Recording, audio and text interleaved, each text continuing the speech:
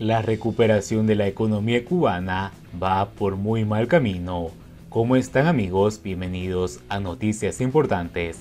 Esperamos sus opiniones en los comentarios. Comenzamos.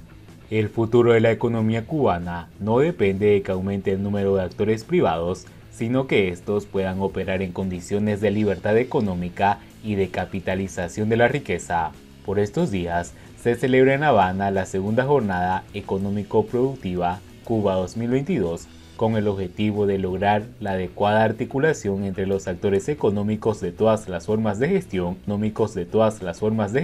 y de propiedad del país, y el fortalecimiento de sus potencialidades, dicho de otro modo, hacer que el sistema funcione, y ya adelanto, no lo van a lograr. Como suele ocurrir en estos casos, los dirigentes de la dictadura, en vez de ir a lo concreto, suelen realizar declaraciones en torno triunfal, que no corresponden con la realidad. Esta vez ha sido Leticia Morales, viceministra primera de Economía y Planificación, quien afirmó en la sede de la Cámara de Comercio que este es un espacio ideal para lograr una articulación dirigida a fortalecer y concretar la estrategia económico-social de la nación para ese año. A vuelta con la estrategia, incansables. Decir este tipo de cosas y decir nada es lo mismo, sobre todo ante una situación acuciante y grave como la que afronta la economía cubana y lo que ha de venir, que es incluso mucho peor. El triunfalismo no sirve, sino que tienen que adoptar decisiones urgentes, necesarias y precisas para cambiar el rumbo y preparar la economía para afrontar el golpe que está a punto de sacudirla. Pero ¿quién le pone el cascabel al gato? No parece que vaya a ser la señora Morales, que, durante el acto citado, llegó a afirmar que existe una recuperación gradual de la economía nacional. Nada nuevo si se ha escuchado el mismo mantra de su jefe de filas, que ya hace semanas en la Asamblea Nacional dijo ante los diputados lo mismo, que la economía se encuentra en una recuperación gradual después de haber publicado las tasas de crecimiento del cuarto trimestre en la UNEI y haberlas retirado de forma sorprendente tan solo unos días más tarde. Lo más grave ahora es que la viceministra da un paso adelante en la estrategia de confusión y sostiene que esa recuperación gradual de la economía viene potenciada y fundamentalmente por la exportación de vacunas y la reactivación del turismo. Vamos a ver si es cierto.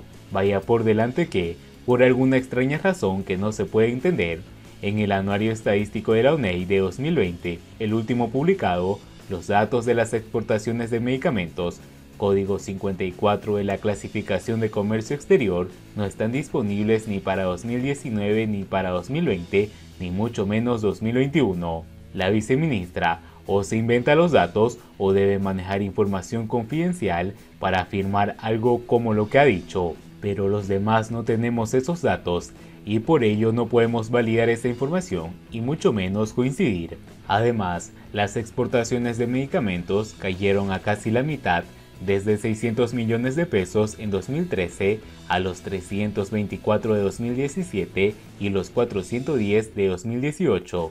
Después, como se ha señalado, vacío estadístico.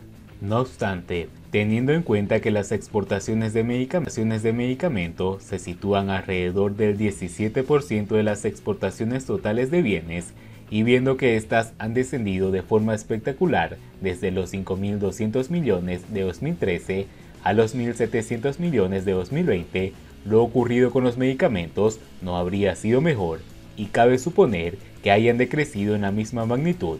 Insisto, sin datos secuestrados por el régimen, no parece que esta partida de la exportación sirva para recuperación gradual alguna de la economía.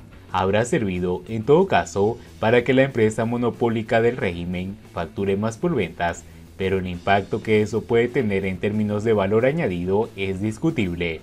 En cuanto a la presunta reactivación del turismo, ya hemos reiterado que los niveles de actividad o los ingresos del sector están aproximadamente en un 40% por debajo de los alcanzados en las mismas fechas del último año normal en 2019, lo que no se puede hablar de un efecto rebote ni de una recuperación similar a la registrada en otros destinos del Caribe como República Dominicana o Cancún. El turismo a Cuba difícilmente puede estimular esa recuperación gradual de la economía de la que habla la viceministra. De ello, se concluye que nada hace presagiar que cambien las cosas, sobre todo porque el régimen comunista cubano sigue haciendo depender el éxito económico del frente exterior, cuando tiene un modelo alternativo que consiste en potenciar los motores internos del crecimiento, liberalizando la economía. Los comunistas siguen convencidos de que podrán alcanzar la meta del plan, establecida en el 4% del crecimiento del PIB para 2022, algo que ya ni la complaciente CEPAL se cree, que ha estimado solo el 3,4%.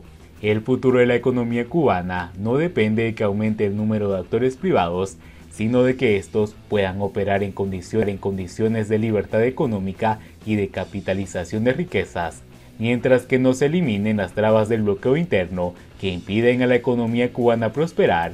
No se recuperará la oferta productiva y los precios seguirán tensionados al alza, depreciando aún más el peso con respecto a otras divisas.